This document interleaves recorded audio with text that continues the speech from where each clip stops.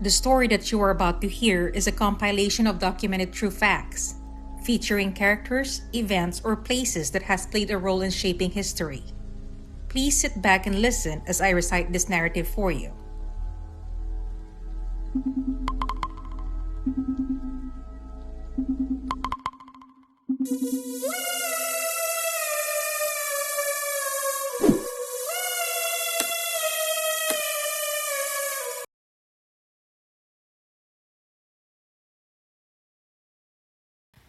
The FBI confirms that Samuel Little surpassed predators like Ted Bundy and John Wayne Gacy and has become the most prolific serial killer in U.S. history while going undetected for decades, who claims to have strangled and killed 93 people between 1970 and 2005. The FBI's Violent Criminal Apprehension Program, or VICAP, can also confirm that Little has been matched to 50 cases, with many more pending final confirmations. Samuel Little is an American serial killer who was convicted of the murders of 3 women in California between 1987 and 1989 and 1 woman in Texas in 1994. Investigators have linked him to over 60 murders. He allegedly murdered women across 19 states over a quarter of a century, ending around 2005. Little was born as Samuel McDowell on June 7, 1940. Hailing from Reynolds, Georgia, Little claims his mother was a teenage prostitute and that she had abandoned him. Authorities believe Little's mother may have given birth to him while she was in jail. Raised by his grandmother in Lorain, Ohio, Little had a difficult time in high school and eventually dropped out. Little began committing crimes in his teen years, starting with theft. He was thrown into juvenile detention, and from then on, his crimes grew worse. Starting in the 1950s, he moved around from state to state and got arrested for fraud, driving under the influence, assault, armed robbery, and rape, among other crimes. By 1975, he had been arrested over 25 times across 11 states. In total, he served 10 years from these various offenses and escaped 2 murder convictions before his 2014 conviction. Little claims he spent his years in prison learning how to box and that he showed promise as a prize-fighting boxer, a career in which he ended up not pursuing. In 1982, Little was arrested in Pascagoula, Mississippi, and charged with the murder of a 22-year-old woman named Melinda Rose Lapre, who had gone missing in September of that year. A grand jury declined to indict Little for the murder of Lapre.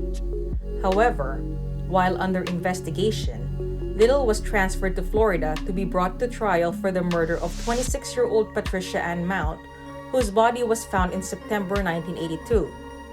Prosecution witnesses identified Little in court as a person who spent time with Mount on the night before her disappearance. Due to mistrust of witness testimonies, Little was acquitted in January 1984. Little moved to California, where he stayed in the vicinity of San Diego. In October 1984, he was arrested for kidnapping, beating, and strangling Lori Barros, 22 years old, who survived.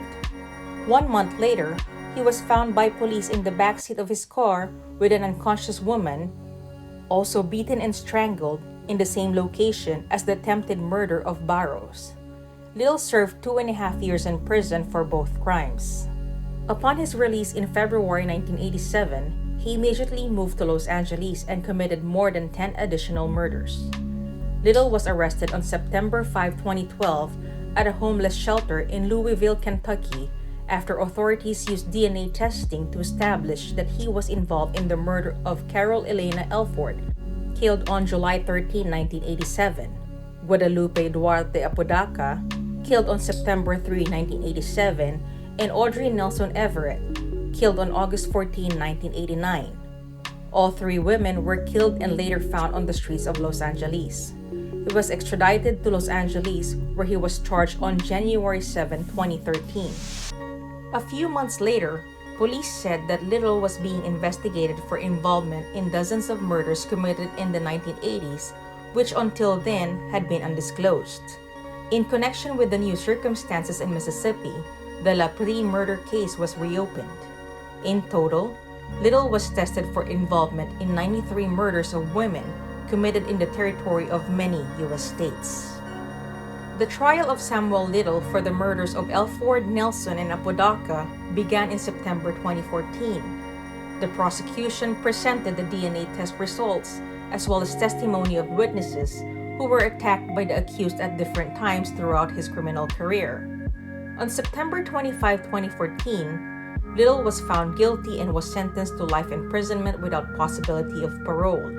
On the day of the verdict, Little continued to insist on his innocence. On November 9, 2018, Little confessed to the 1996 fatal strangulation of Melissa Thomas. On November 13, 2018, Little was charged with the 1994 murder of Denise Christie brothers in Odessa, Texas, after having confessed the crime to a Texas Ranger in May 2018. Little pleaded guilty to the murder of brothers on December 13 and received another life sentence. The Ector County, Texas District Attorney and Wise County Sheriff's Office also announced on November 13 that Little had confessed to dozens of murders and may have committed more than 90 across 14 states between 1970 and 2005. On November 15, 2018, the Russell County, Alabama District Attorney announced that Little had earlier that month confessed to the 1979 murder of 23-year-old Brenda Alexander, whose body was found in Phoenix City. On November 16, 2018, Macon, Georgia sheriffs announced that Little had credibly confessed to the 1977 strangling murder of an unidentified woman and the 1982 strangling murder of 18-year-old Fredonia Smith.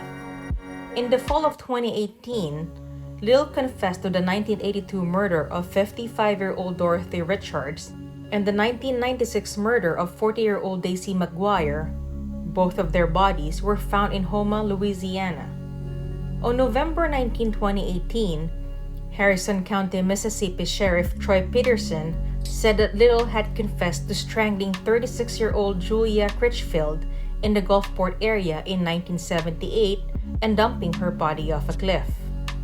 On November 20, 2018, Lee County, Mississippi law enforcement officials announced that Little had admitted to killing 46-year-old Nancy Carroll Stevens in Tupelo in 2005 and that the case would be presented to a grand jury in January 2019. On November 21, 2018, Richland County, South Carolina authorities announced that Little had confessed to murdering 19-year-old Evelyn Weston, whose body was found near Fort Jackson in 1978.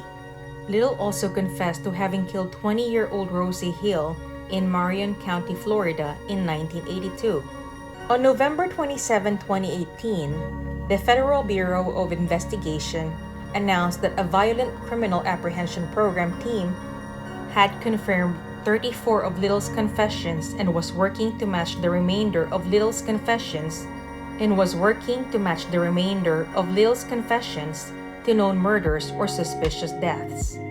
Little began making the confessions in exchange for a transfer out of the Los Angeles County Prison in which he was being held. One of his confessions linked to a previous cold case homicide in Prince George's County, Maryland, previously one of only 2 homicide cases in that county with unidentified victims. In December 2018, Little was indicted for strangling Linda Sue Boards, 23 years old, to death in May 1981 in Warren County, Kentucky. Her body was found on May 15, 1981, near U.S. Route 68.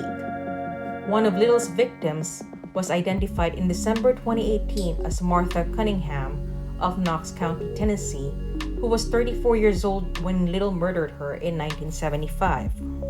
On May 31, 2019, Cuyahoga County, Ohio prosecutors announced indictments with 4 counts of aggravated murder and 6 counts of kidnapping that accuses Little of killing Mary Jo Payton in 1984 and Rose Evans in 1991 in Cleveland. Both victims were strangled and dumped. The body of Rose Evans, 32 years old, was found on August 24, 1991 in a vacant lot in East 39th Street. She left her hometown of Binghamton, New York when she was 17. Evans had been strangled, according to coroner Elizabeth Cable Raj. As for Payton, an anthropologist had to create a model of what she looked like, but she remained unidentified until 1992 when Cleveland put her thumbprint in an FBI database and got a match. Lil picked up Payton at a bar near East 105th and Euclid Avenues. He described her as a short, plump woman in her 20s with brown hair.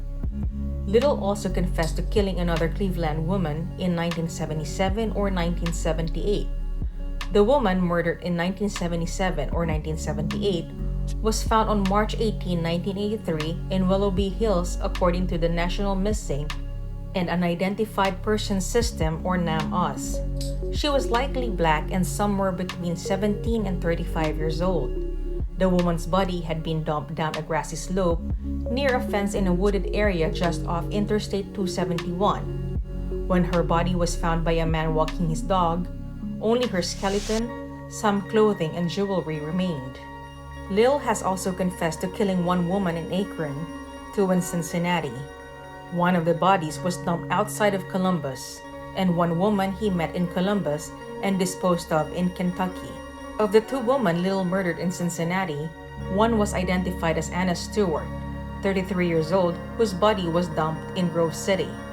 Stewart was last seen on October 6, 1981, getting out of a cab at General Hospital to see her sister in the hospital, now UC Medical Center. She was killed on October 11. He killed the other woman between 1980 and 1999. The Jane Doe was anywhere from 15 to 50, as the details of her age and the date of her murder are unclear. She was African American, slender, wore glasses, and lived in the Over-the-Rhine neighborhood of Cincinnati with a heavy female Hispanic. Lil left her beside a cigarette billboard in Ohio. On June 7, 2019, Little was indicted in the Hamilton County, Ohio, for murdering the two women killed in Cincinnati. Little has drawn portraits of many women he killed with surprising skill. These portraits have been released by the FBI in hopes of someone identifying the women. At least one portrait has solved the cold case in Akron, Ohio. One of the main reasons Little's murders went undetected for so long was that many of his victims and alleged victims were on the fringes of society, meaning sex workers, homeless, drug addicts, for example, with many being women of color. To this day, the majority of the victims remain unidentified, and many of their deaths were attributed to natural causes, drug overdoses, or accidents. Little's method of killing started out by punching his victims out cold and then strangling them to death. With no bullet or stab wounds, it was difficult to detect foul play. The LAPD gave him the name the Choke and Stroke Killer since he often masturbated while strangling his victims. Samuel Little died at a Los Angeles area hospital on Wednesday, December 30, 2020. A California corrections official said he was 80. No cause of death had yet been determined for Little, who had been serving a life sentence at a state prison in Los Angeles County since 2014 for the murders of 3 women in South Los Angeles during the 1980s. There was no sign of foul play in connection with Little's death. Vicki Waters, a spokeswoman for the California Department of Corrections and Rehabilitation, said in an email on Wednesday night. The Associated Press reported that Little had diabetes, heart trouble, and other unspecified ailments. Many of Little's victims were marginalized young black women who were estranged from their families and struggling with poverty and addiction. In many cases, their deaths did not draw the same level of attention or outrage as other killings. Only in recent years did Little confess to the killings from a prison cell in California, his third stint in a state prison. He said that he had strangled his victims, many of whose deaths had originally been ruled overdoses or attributed to accidental or undetermined causes, the FBI said.